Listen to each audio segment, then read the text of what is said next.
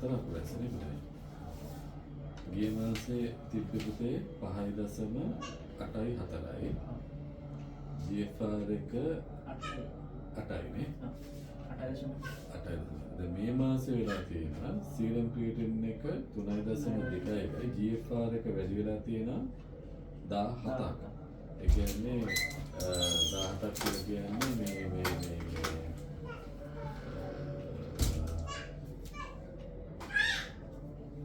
12ක් නේ 9ක් වැඩිලා 9ක් පුතාලා බෙහෙත් ගන්න එනකොට මේ කීයක් තිබ්බේ පුතේ බෙහෙත් ගන්න කොට තිබුණේ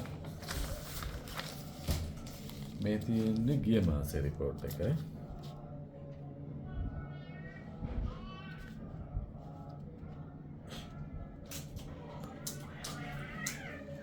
මේ තියෙන්නේ මේ මාසේ report එකයි මේ පුතා බෙහෙත් ගන්න ආවේ ගිය දුව බෙහෙත් ගන්න ආවේ 9 ගිය අවුරුද්දේ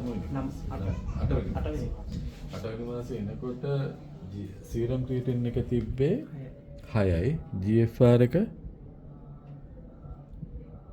4ක් හරි 5ක් වගේ තිබ්බේනේ ඔව් ඊට පස්සේ ක්‍රමක්‍රමයෙන් බෙහෙත් ටික මේවට ලැබෙන ගිහිල්ලා දැන් 3.0 ගණන්ට වැඩිලා තියෙනවා දැන් ඔයාට පුතේ අපේ ආයතනයේ මේ ප්‍රතිකර්ම ගැන ඔයාට මොකද්ද කියන්න තියෙන්නේ? බටහිර වෛද්‍ය කලාවේ ප්‍රතිකර්මයි අපේ ප්‍රතිකර්ම ගත්තොත් ඇත්තටම දැන් මේ විනාඩි මකන්ට වෙනලයිස් කරන්න දිනවා.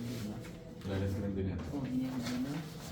ගිය අවුරුද්දේ දෙසැම්බර් වල එන්නේ ලයිස් කරන්නේ ඊට කලින් මේ ගුණ කොට අඳුනානේ. ඔව්.